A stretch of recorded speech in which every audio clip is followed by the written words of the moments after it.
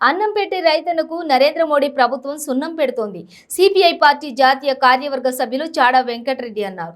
దేశానికి అన్నం పెట్టే రైతన్నలకు నరేంద్ర మోడీ ప్రభుత్వం సున్నం పెడుతుందని సిపిఐ పార్టీ జాతీయ కార్యవర్గ సభ్యులు చాడా వెంకటరెడ్డి విమర్శించారు. ఈ సందర్భంగా సోమవారం జగిత్యాల జిల్లా ఇబ్రహీంపట్నం మండలం కేంద్రంలోని కొత్త బస్టాండ్ వద్ద పల్లెపల్లెకు సిపిఐ ప్రజల వద్దకు సిపిఐ ప్రజా చైతన్య యాత్రలో జాతీయ కార్యవర్గ సభ్యులు చాడా వెంకటరెడ్డి పాల్గొని మాట్లాడారు.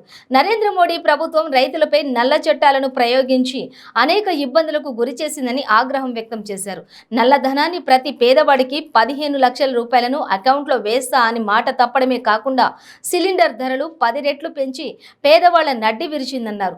పెట్రోల్ డీజిల్ ధరలు పెంచి పేద ప్రజలపై భారం మోపడమే కాకుండా అదానీ అంబానీలకు ఈ దేశ సంపదను దోచిపెడుతున్నారని దుయ్యబట్టారు.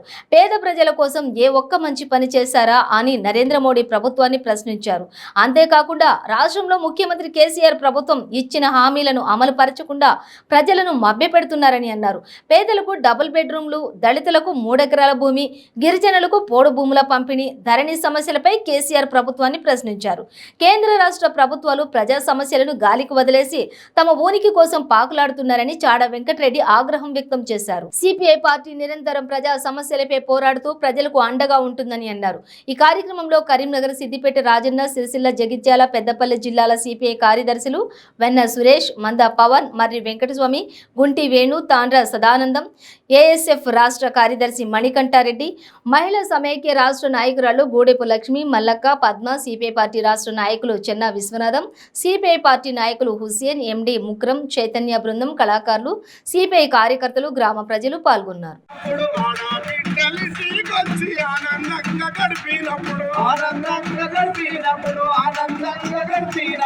ఇది ముందు ముక్కులైతిరా ఆ వీరుల్లారా, ఆ ముక్కులలో ఉన్నాలైతిరా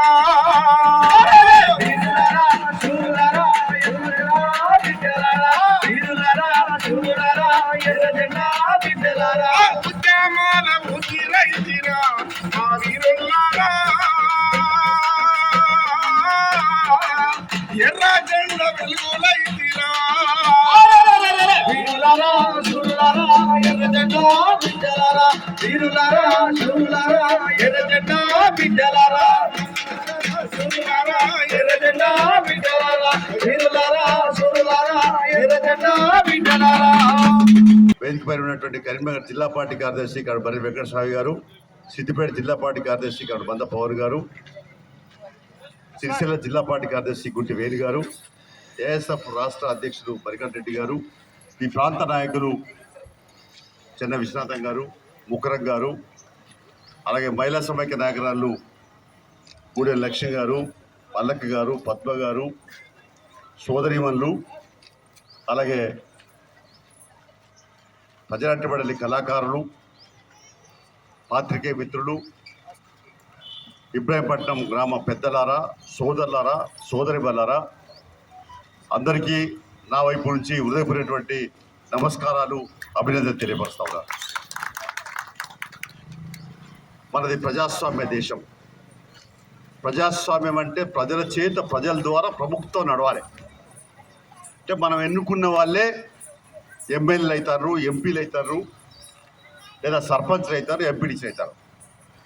ఆ తర్వాత ఏమవుతారు? ఎన్నుకునేటప్పుడేమో అక్క, చెల్లి, అన్న, తమ్మి అని వస్తారు. ఎన్నికలు అయిన తర్వాత మనం పోయితే మన దగ్గరికి వచ్చి గద్ద పట్టుకున్న వాళ్ళు అప్పుడు గద్దరిస్తారు. ఇలాంటి దుస్థితి వచ్చింది.